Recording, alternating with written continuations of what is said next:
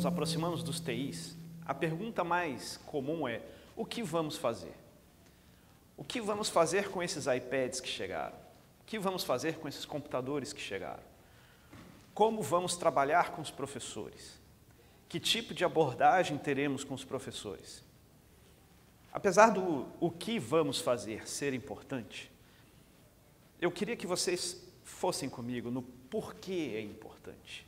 E o porquê agora, ele tem uma importância um pouco maior, uma necessidade, uma validade, para vocês poderem entender. Então, eu vou começar com um dado, uma informação. E esse número, 19.000, eu preciso que vocês construam ele visualmente. Então, a gente vai fazer um pequeno exercício. Imaginem 19.000 reais, em notas de 100. Forma um bolinho desse tamanho. Quem queria ter um bolinho desse no bolso? Todo mundo, né? Eu acabei esquecendo a carteira, não dá para mostrar. Esse bolinho seria mais ou menos assim. Vamos aumentar o tamanho e o valor. 19.000 iPads. 19.000 iPads é um número grande. Em forma, em volume, ocuparia provavelmente essa sala inteira. Na conversa aqui inicial, eu perguntei para alguns, uns falaram 200, uns falaram 260, uns falaram 30. 260, vocês chegaram a ver o tamanho das caixas? Vocês chegaram a ver? Ocupa um espaço, né? Olha o tamanho da caixa. Imaginem 19.000 dessas empilhadas. É muito, né? Visualmente, ele ocuparia um espaço muito grande. E se fossem 19.000 pessoas? Para nós termos uma comparação, a plenária, a Arena Sauípe, tinha ontem 1.000 pessoas, mais ou menos. 19 vezes aquela quantidade. É difícil de imaginarmos isso. É complicado a gente conseguir imaginar a quantidade de gente envolvida para completar 19.000 pessoas. Mas e se fosse 19.000 por dia? Cada dia, 19.000 pessoas. Que dado é esse? Que informação é essa? São os novos usuários da internet no Brasil. Todos os dias, 19.000 pessoas entram pela primeira vez na internet, no Brasil. Essas informações são de um site que se chama internetlivestats.com. A função desse site é monitorar a quantidade de acessos da internet no mundo, tem informação do mundo inteiro. Só para vocês terem uma noção, no mundo são 500.000 novos acessos por dia. O mundo todo. 500.000 pessoas iniciam a navegação pela internet pela primeira vez todos os dias. Então, vamos fazer um exercício. Se era difícil 19.000, vamos calcular, depois de uma semana, 7 dias. Eu vou arredondar para 20, para facilitar, 140.000 novos usuários de internet ao final de uma semana. Era difícil imaginar 19.000? 140.000. E por que isso é relevante para nós? Por que isso é importante falarmos disso em um ambiente educacional?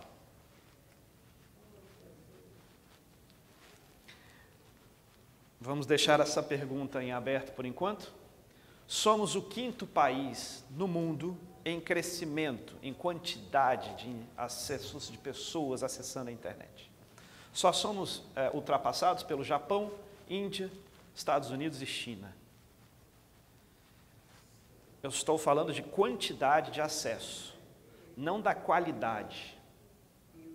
A nossa internet não é tão boa quanto a dos japoneses, nem a dos americanos, nem dos indianos.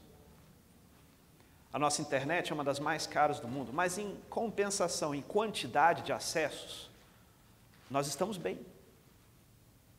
E é uma área que está crescendo cada vez mais. A quantidade de pessoas acessando a internet e crescendo esse acesso é impressionante. O valor da internet no Brasil é uma coisa mais cara. Tem um posicionamento. Olha, a última vez que eu vi, tinha de 65 países, em ordem decrescente, nós estávamos em 63º, por aí. Em valor de dólar por megabyte de transação. O primeiro lugar, se eu não me engano, é a Índia, e o segundo lugar é os Estados Unidos, alguma coisa assim. Os dados exatos aí a gente tem que pesquisar. Mas nós estamos lá embaixo, em preço. É. Agora, tem um outro dado, uma outra informação que acrescenta para a gente em relação à internet.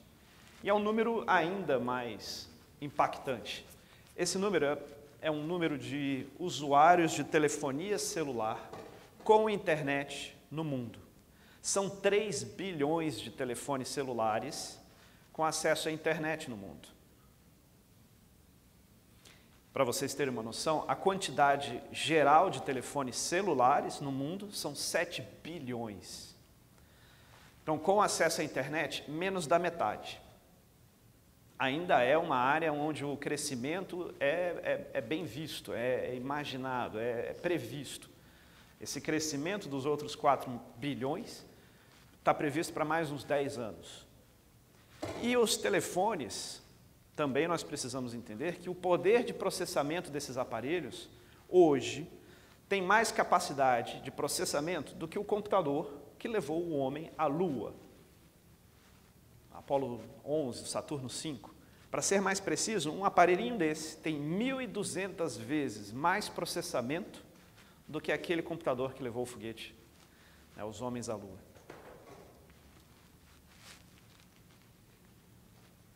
Essa informação, esses dados, a internet, estão abertas para o mundo.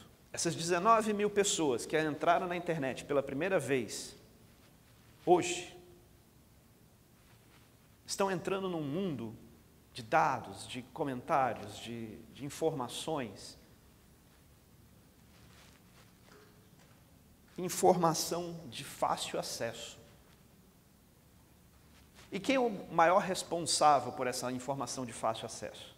Qual é o site que reúne tudo? Google. O Google fez pela pesquisa, pela internet, um bem muito grande. Não foi o primeiro. Antes do Google tinha Yahoo, tinha Alta Vista, aqui no Brasil tinha o Buscar. O que o Google fez, entretanto, foi melhorar essa pesquisa, essa navegação da internet, a tal ponto que as nossas relações sociais mudaram. Hoje, quem num ambiente de trabalho, numa reunião, não já puxou o telefone celular e pesquisou alguma coisa que o colega estava falando ali em tempo real? Enquanto professor, o colega estava falando. Existe uma pergunta, então, aí. Essa vantagem da internet no bolso, ela é exclusiva de vocês? Dos adultos? Não. Aluno tem celular? Tem. E o que a gente faz com o aluno que acessa o celular em sala de aula? Não pode, tem uma lei, é proibido.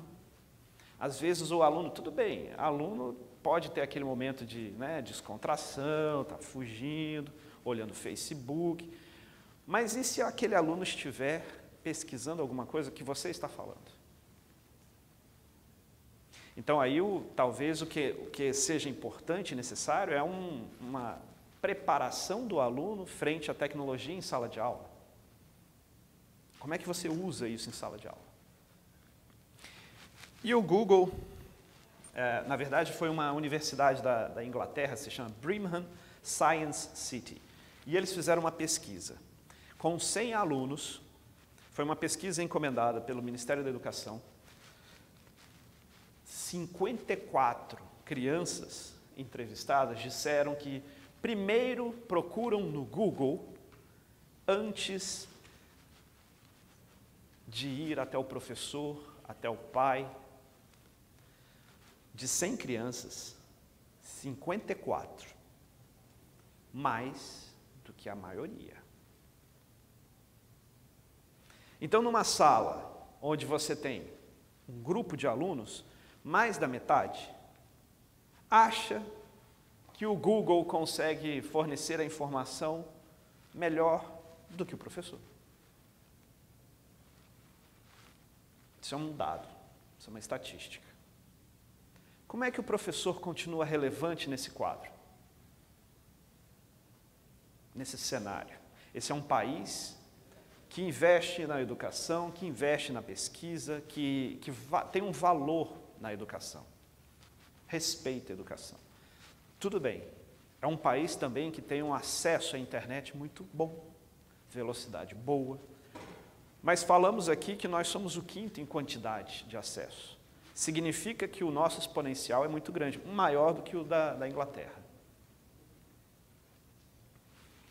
Piora. 10% daqueles 100 disseram que nunca mais procurariam os professores. Nunca mais é pior do que procura o primeiro. Quando eu li isso, eu sou professor também, eu fiquei preocupado. Não com os dados eu já imaginava que fossem alguma coisa nesse sentido. Mas o que me preocupou foi que esse número não começou em 10%. Esse número começou em 1%. E vem crescendo, hoje está em 10%. Não é como se a internet tivesse saído hoje e o aluno tivesse entrado e falado, opa, 10 alunos entraram e falaram, eu não quero mais falar com o meu professor, eu quero agora só pesquisar no Google. Isso teve um processo, um escalonamento.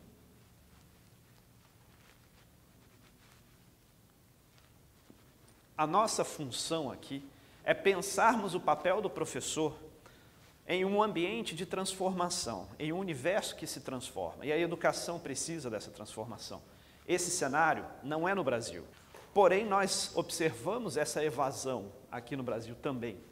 Essa evasão não precisa ser só física, ela pode ser uma evasão mental. O aluno pode estar de corpo presente, mas de mente completamente ausente.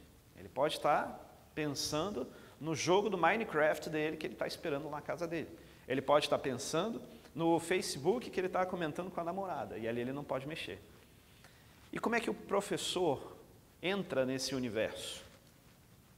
Como é que ele conduz esses alunos a serem um ambiente de conhecimento, de descoberta?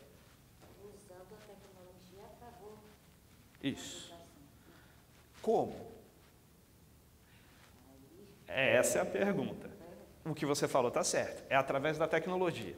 Tem um pesquisador indiano, o nome dele é Dr. Punya Mishra, e ele cunhou um termo que se chama TPACK, é a sigla T-P-A-C-K.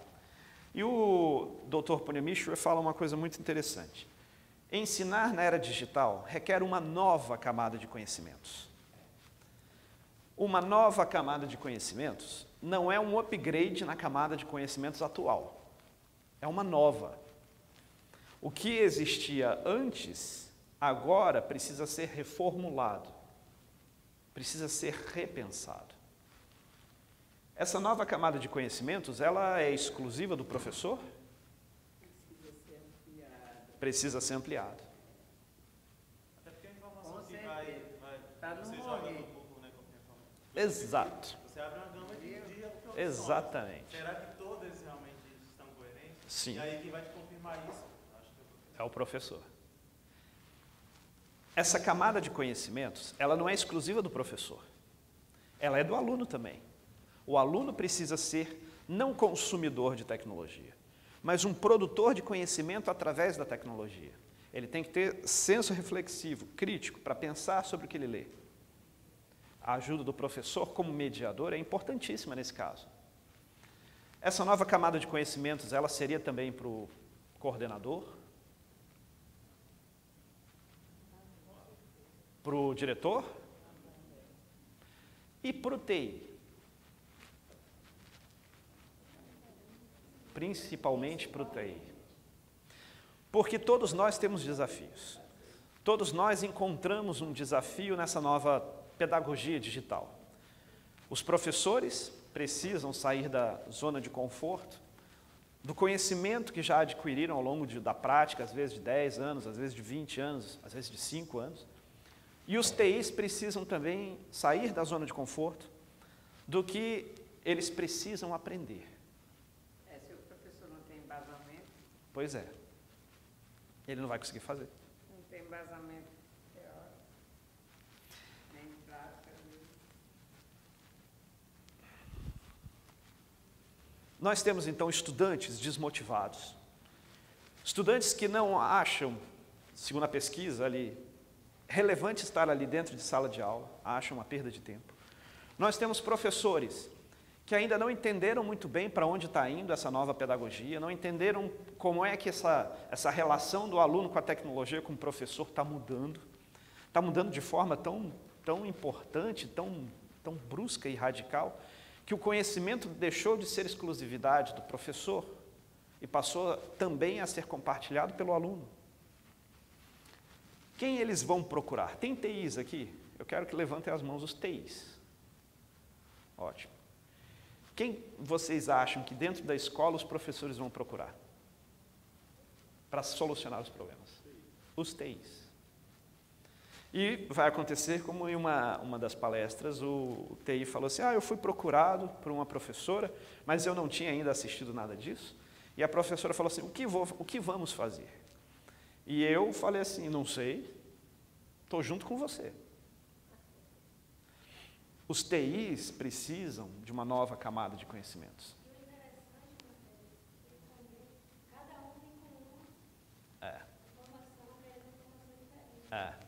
Acrescentando. Esses TIs, essa informação nova, essa nova camada, é tão importante que ela exigiu uma nova nomenclatura. Então, os TIs preparados para essa nova área da pedagogia digital são chamados de TS, ou TEs. E esses TEs são os gerentes de tecnologia na educação, ou gerentes de tecnologia educacional. É um novo perfil, é um novo cargo. Tem algum mantenedor? Aqui? Tem que ser até um novo olhar para esse novo funcionário. Porque ele é a base do projeto, ele é o chão onde o professor vai se iniciar, ele vai iniciar a sua caminhada. Então o TE hoje, com esse novo conhecimento, vai conseguir auxiliar o professor, para que o professor seja relevante aos estudantes. E aí tem uma forma de fazermos isso. Lembrem-se que nós começamos pelo porquê e não o que vamos fazer. Nós começamos a pensar nessa formação do TE ou do TE como um novo funcionário da instituição. Pode ser um TI, pode ser um pedagogo, pode ser um coordenador que gosta de tecnologia. Não é exclusivamente do TI, a função nova do TE. Às vezes tem um professor que é mais ousado em tecnologia na escola e o mantenedor acha que esse professor, de repente, possa ser a pessoa que vai fazer a ligação entre dois mundos, o mundo da pedagogia com o mundo da tecnologia. Vocês da área de TI, vocês já perceberam como é que é uma comunicação entre TI e professor? O professor vira e fala assim, eu não estou conseguindo acessar a internet. Aí o TI responde, olha, eu acho que o problema pode ser o proxy. Talvez o seu IP não tenha sido registrado direito no nosso roteador. Você acha que o professor entendeu? O professor vai virar e falar assim, não, meu filho, você não entendeu, eu quero acessar o Google. Existe uma diferença na comunicação, existe uma linguagem diferenciada, e o TI precisa saber dessa nova linguagem, porque o professor precisa ser encaminhado. assim, bem calmamente nesse princípio, nesse início, segurando a mão, junto, devagar, até o professor entender. Esse é um processo que leva tempo. Esse não é um treinamento de um workshop que vai fazer o professor entender e aprender. Precisa atenção, às vezes precisa até de atenção emocional. Olha, não vai estragar o aparelho, pode ficar à vontade, mexe. Não vai apagar o arquivo, pode mexer. Às vezes apaga, né? Mas você tem que acalmar o professor, porque senão o professor morre de medo disso. Isso, a tecnologia para o professor dependendo, né? A gente não pode gerar uma falácia aqui, mas dependendo do professor, isso aqui é um monstro, é um bicho. Eu tive um coordenador que durante muito tempo, já saiu da escola, durante muito tempo deixou o iPad guardado na gaveta, por medo. E ele nunca perguntou, ele nunca pediu ajuda. Numa reunião eu percebi que ele estava sem o iPad, depois de quase um ano. Eu disse, cadê seu iPad? Eu disse, não sei mexer, está guardado. Eu disse, não, vamos sentar, um a um aqui. Vou fazer contigo um projeto de treinamento, de capacitação. E aí ele trabalhou muito bem, tão bem que depois ele foi puxado por outra escola. O perfil do professor conta muito na hora do treinamento. E aí, para os TS, é importante vocês terem um mapa de como trabalhar com esses professores. E o objetivo de vocês é fazer com que esses professores transitem entre os perfis. Esse quadro foi feito por uma universidade na Austrália, e eles mapearam 5 tipos diferentes de perfil de profissional da área de educação. A comparação é com o lápis. Os da ponta são os líderes. São os primeiros a adotar a tecnologia, documentam e compartilham suas descobertas. Esse primeiro perfil de profissionais da área de educação, geralmente eles vão até sozinhos. Geralmente esse tipo de professor, ele nem precisa muito da ajuda do TE ou do TE. Ele começa, ele vai, aí ele vem para você e fala assim, olha, eu estou fazendo isso, está certo? Tá, então tá bom. E ele segue. Os segundos são os afiados. Os afiados observam o líder, pegam os melhores exemplos, aprendem com os erros e se superam. Os afiados e os líderes andam juntos, sentam juntos às vezes. É aquele professor que na hora do intervalo está sentando ao lado do colega e falando, não, mas me explica aqui o que você fez hoje. Eu fiz isso, eu fiz aquilo. E como é que você fez? Esse professor, esses dois iniciais, não demandam muito trabalho, muito investimento de energia do TE. Vocês trabalham com eles também, só que eles praticamente vão sozinhos. Eventualmente uma reunião, eventualmente uma dica, eventualmente uma sugestão de aplicativos, vocês podem fazer. A maior parte do lápis é a parte da madeira. E esses são os profissionais que usam a tecnologia se alguém preparar, se alguém mostrar como usa e se alguém continuar mostrando como usa. Esses profissionais, eles são a maioria da escola e exigem um certo investimento de energia do TI. Esse é o profissional que vocês têm que montar cursos semanais, se não quinzenais, para que eles possam ver tecnologia, funcionar com a tecnologia. Eles precisam de estímulo, eles precisam de investimento, inclusive de pesquisa de vocês. Os profissionais de TI, pesquisando aplicativos, pesquisando novas formas de trabalhar, mostrando para esses professores. O objetivo dos TS é fazer com que os profissionais do corpo do lápis passem, então, um dia a serem os afiados. Que esses profissionais possam transitar de madeiras para afiados. Os mais difíceis estão reservados aqui no canto, os ferrolhos e os borrachas. Os ferrolhos se agarram com todas as forças no que eles sabem. Tecnologia não tem lugar em sua sala de aula. Vocês têm professores assim? Colegas assim?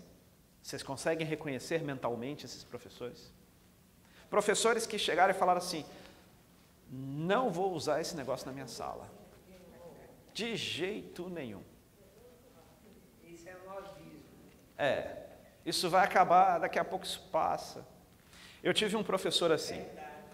Nossa escola que usam o sistema, são 380 professores. 380 professores. Eu tive um que pediu demissão. E o discurso dele foi esse. Isso é moda. Isso vai passar rapidinho. Ele pediu demissão 6 meses depois do projeto ter iniciado. Nós tínhamos em Brasília, eram 4 escolas. Hoje, né, estamos no 3º ano já do projeto, são 27 escolas. Aonde esse professor que pediu demissão vai trabalhar? Porque daqui a pouco, esse modismo não é mais modismo. Os borrachas se empenham em desfazer muito ou todo o trabalho do líder. Esse professor é aquele que não só não aceita a tecnologia, como nas reuniões ele senta com os outros colegas e fala assim, o que ele fala é abobrinha, o que ele fala não está certo. Aí eu tenho uma boa notícia para os TS, é a seguinte, tanto os ferrolhos quanto os borrachas não dizem respeito a vocês. Eles serem assim ou não, não dizem respeito a vocês. Dizem respeito ao mantenedor, ao diretor. Então, vocês não vão se apegar por que fulano não gosta, por que o professor tal não usa. Vocês têm que relatar. Olha, depois de 6 treinamentos, fulano não apareceu na escola, no curso. Ele não usa em sala de aula. Ele não se interessa em saber novos aplicativos. Entendeu? Tem que apresentar isso para os mantenedores. Entenderam?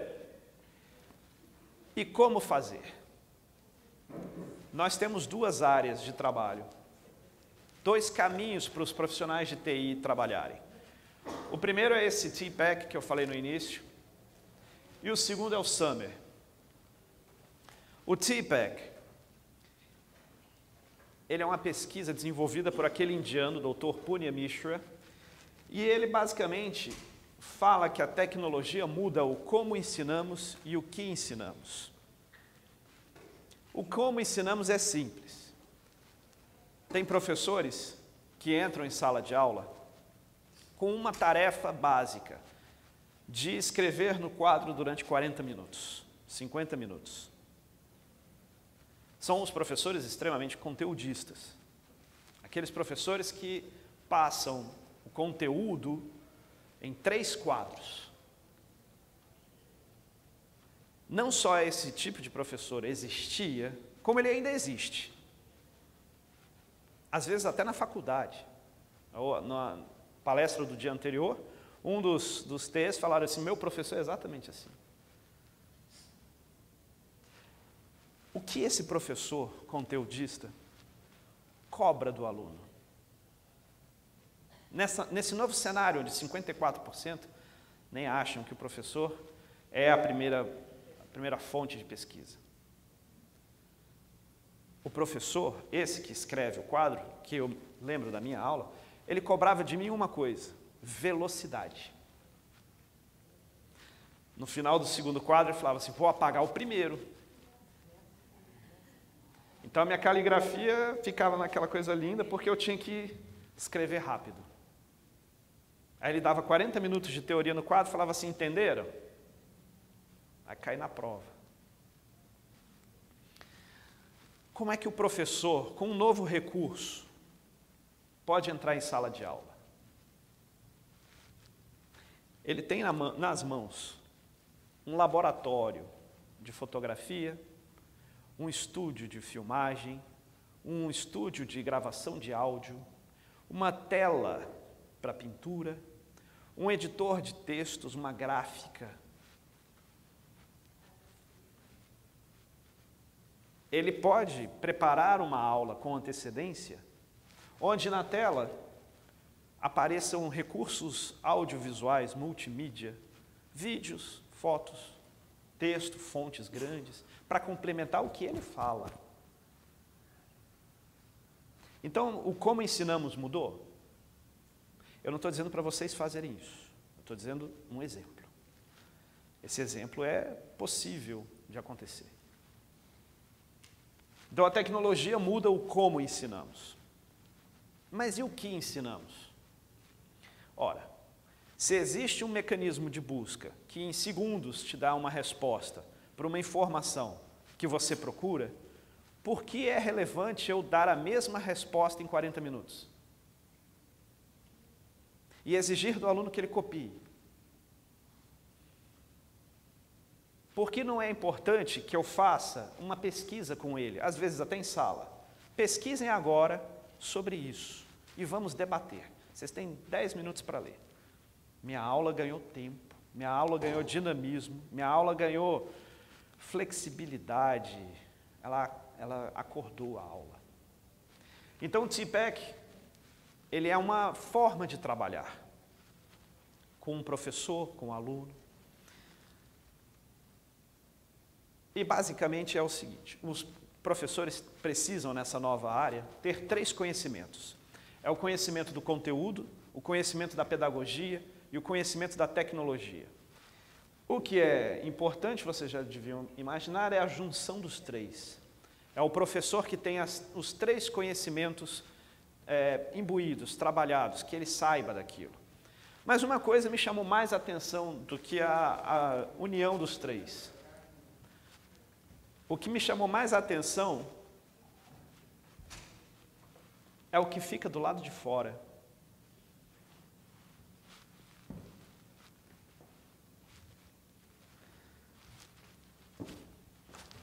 Porque, olha, aquele conteúdo de 40 minutos, ele era um conteúdo extenso. Ele pode ficar do lado de fora. O aluno pode pesquisar no Google. Essa pedagogia, aquele malabarismo pedagógico, pode ficar um pouco do lado de fora. Ele precisa ser pontual, ele precisa ser assertivo, ele precisa saber trabalhar com os alunos. O professor não precisa entrar em sala de aula com óculos 3D, laser, fumaça. Então, a parte da tecnologia ali de baixo, o excesso da tecnologia, também precisa ficar do lado de fora. O importante é que essa tecnologia seja invisível. O que é ser invisível? É você não entrar na sala de aula dizendo assim, estamos com o iPad 2, ele vai conectar com a rede 2.4 ou 5 GHz da sala e vocês vão ter tudo. Não, isso não é dar aula. Isso é vender um produto. Vocês dão aula com um aparelho de forma imbuída dentro do conteúdo, sem nem se dar conta de que está usando o aparelho dentro do conteúdo. Mas que o aluno precise desse ecossistema para crescer. É fácil de entender isso aí?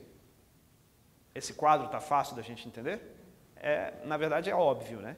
A junção dos 3. Como funciona, como começa, então, é a partir dessa sigla. E essa sigla é o facilitador dos professores. Essa sigla é uma ajuda aos professores. Se vocês não anotarem sobre isso agora, provavelmente vocês não vão achar ainda em português esse material. Esse material está surgindo no exterior agora. Tirem foto, anotem, façam o que vocês quiserem, mas lembrem dessa sigla, porque ela é importante no processo. A Apple vem desenvolvendo muito o manancial educacional com os professores em cima dessa tecnologia. Foi desenvolvido pelo Dr. Ruben Puentedura. Ele é um pesquisador da área de pedagogia e tecnologia.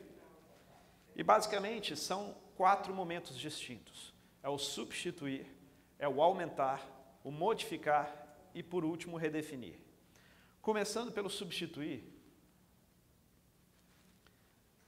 a tecnologia age como ferramenta substitutiva direta, sem mudança funcional.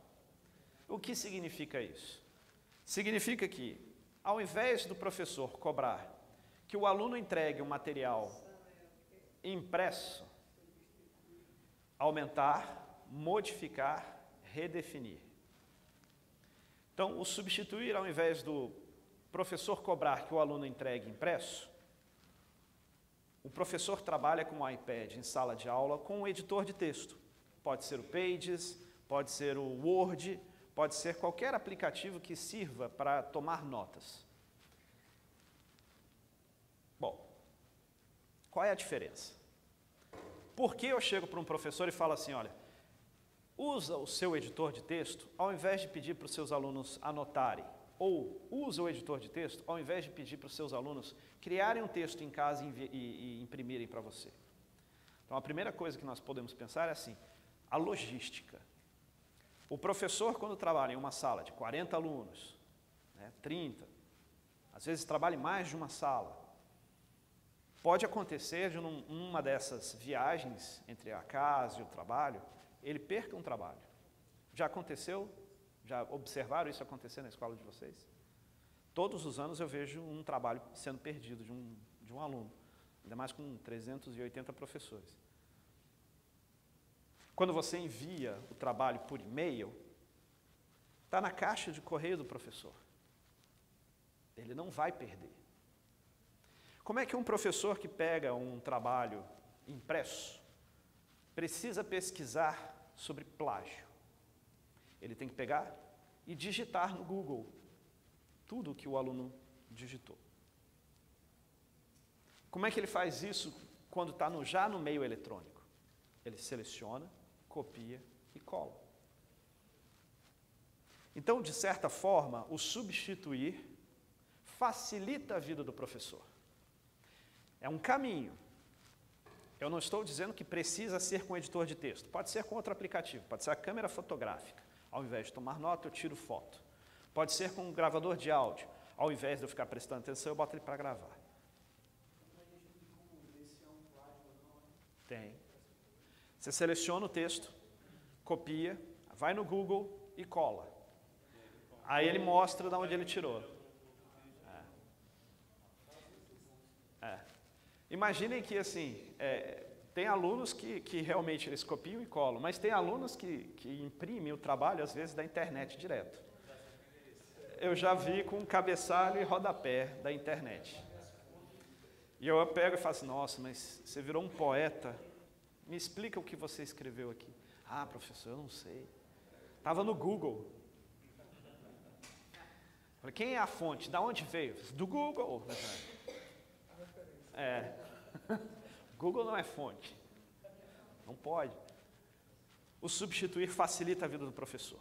É o primeiro estágio, a primeira camada, o primeiro passo para o professor entrar na sala de aula com a tecnologia. Ele pode pedir para que os alunos usem. É uma ferramenta, inclusive, para que os alunos trabalhem com tecnologia. Mas ainda não é significativa, né? Ela é muito básica. Aumentar. Aumentar a tecnologia age como uma ferramenta substitutiva, porém com melhoria funcional. Por exemplo, ao invés do manuscrito, o aluno escreve na nuvem. O que é a nuvem? A nuvem é um computador em algum lugar, central, que recebe as informações de fora. No caso ali eu citei duas, Google Drive e iCloud.com. Alguém aqui já ouviu falar de Google Drive? O Google Drive permite que você crie os textos sem precisar ter o Word instalado na máquina.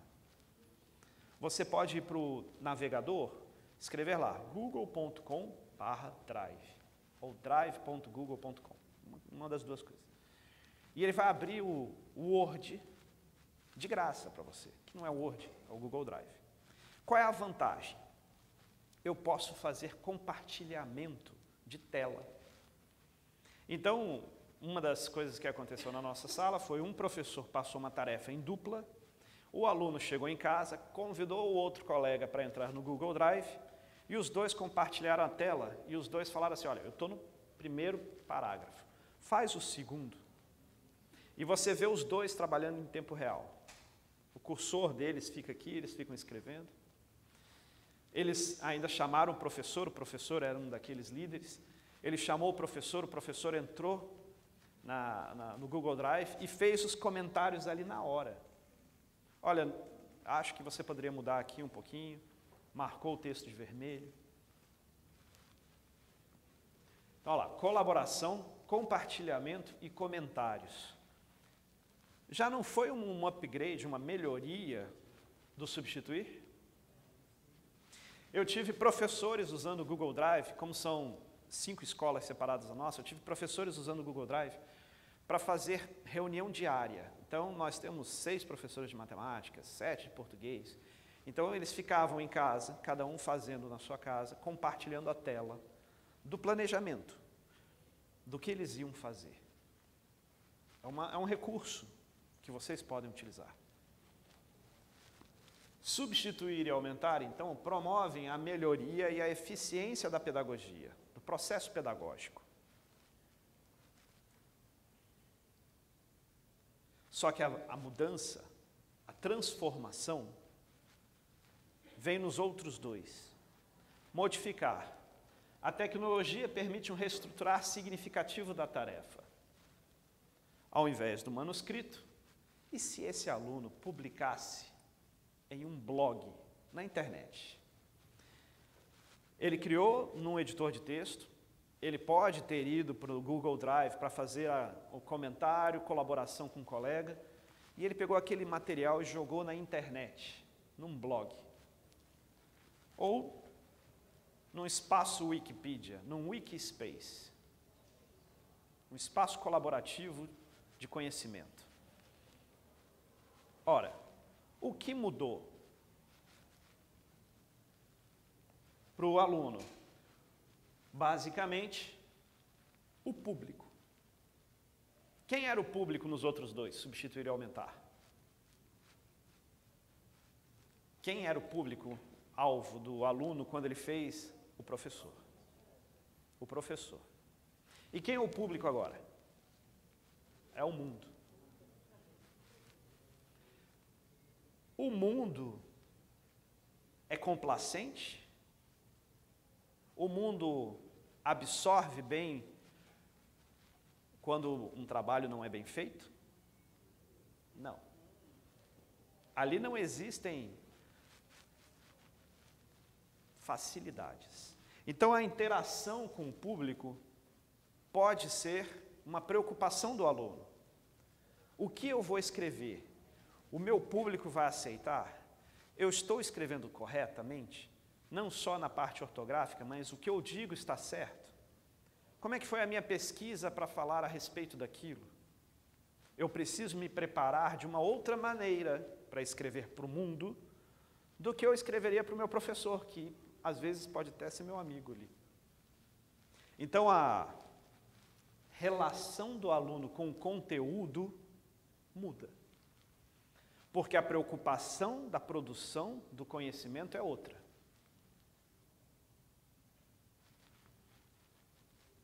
A preocupação com a produção do conhecimento. Produzir conhecimento é diferente de consumir conhecimento. Quando o aluno consome tecnologia, ele não está construindo conhecimento com a tecnologia.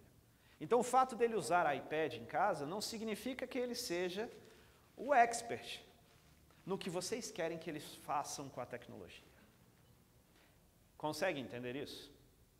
O interessante é que vocês, como professores, auxiliem os alunos a usar a mesma tecnologia que eles usam para produzir conhecimento. A gente fez isso no colégio de São Jorge, lá em Maceió. Uma série de coisas que precisam ser ensinadas para esses nativos digitais. A cidadania digital é um problema. O que você fala dentro da rede social, o que você faz dentro da rede social, as fotos que você publica, isso tudo é muito importante se ensinar também.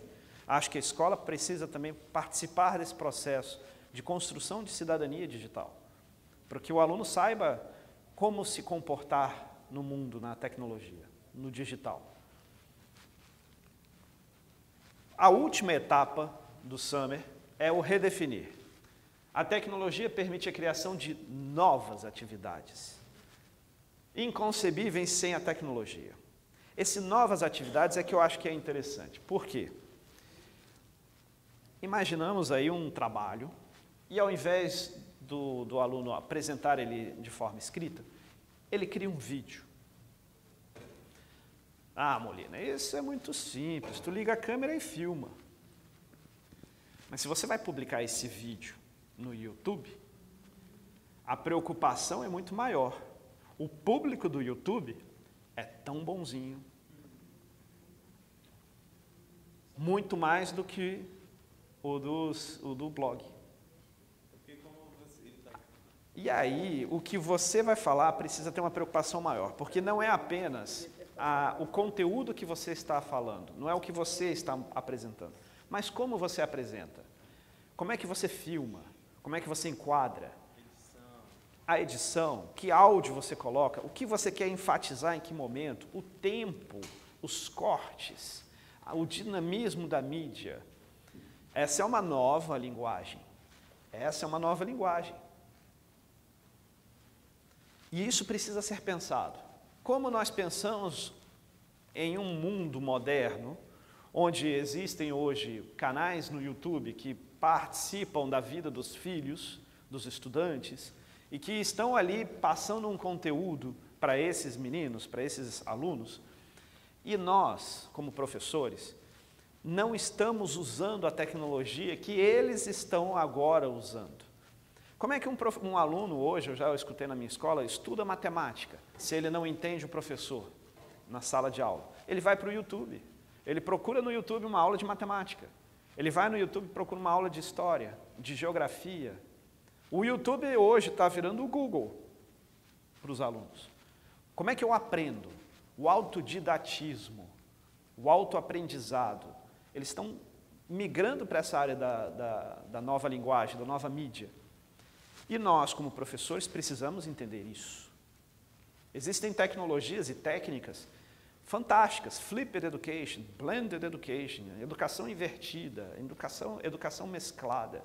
Esses termos são os termos da nova pedagogia digital. O redefinir é muito isso. Se o professor trabalha em sala de aula assim, vamos pegar o iPad, vamos filmar aqui, você falando sobre o capítulo 1. Juntem um grupo, estudem o que vão falar, a gente vai filmar e vocês vão explicar o capítulo 1 para a gente. E você filma isso. Você gera um vídeo do YouTube. Você pode disponibilizar isso para os próprios colegas. Às vezes o colega aprende mais com outro colega do que com o professor. Publicando no YouTube, depois você pode pegar esse vídeo, botar no blog, botar no Wikipedia, botar onde você imaginar dentro da era digital. O redefinir é uma mudança de 180 graus no processo da educação.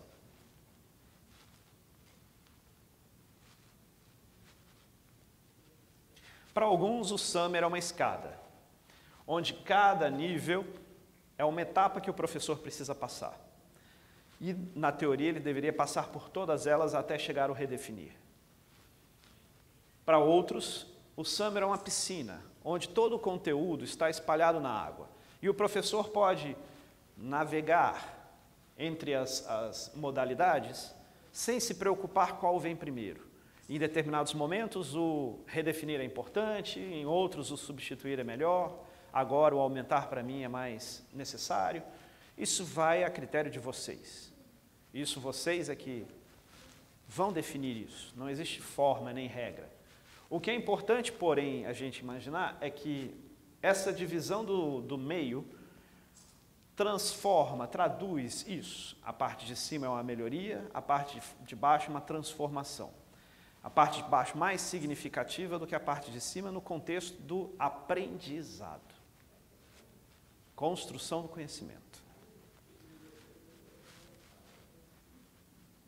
Não é sobre o aplicativo, não é sobre que hardware vocês vão usar, que aplicativo vocês vão usar, mas sim como vocês vão usar o planejamento de aula associado com a tecnologia. Não é sobre a tecnologia, mas como o professor vai usar a tecnologia.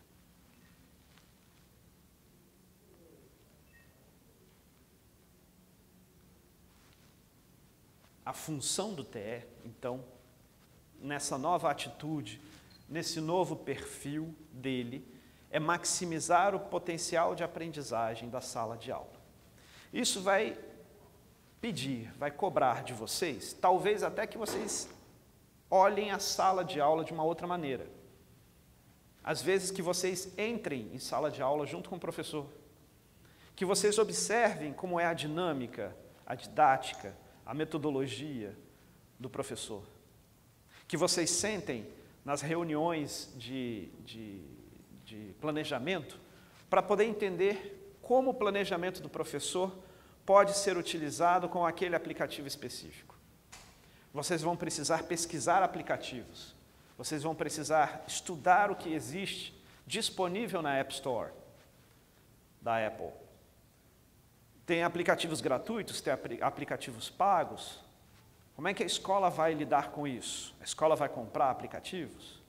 A escola vai só disponibilizar os gratuitos? Então, vocês, apesar de uma grande maioria não ser TI e nem TE, vocês como professores também têm a função, a obrigação de pesquisar na internet, pode ser no Google, os aplicativos para iPad que vocês podem estar utilizando na área de vocês, biologia, matemática.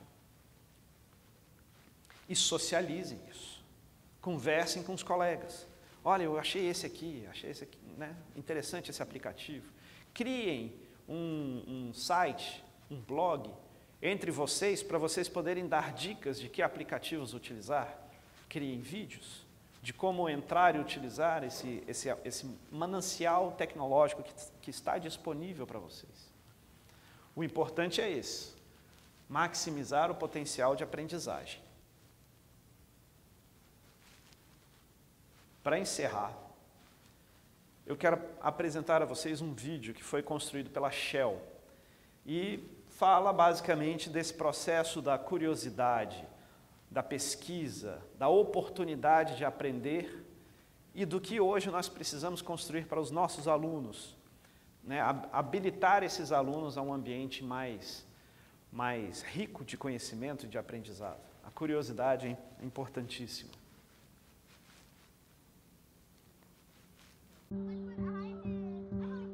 How we grow depends on the questions we ask. Who am I? Why am I here? But one question inspires us like no other. How? Because how is curious. It looks at the world differently. How can answer your questions.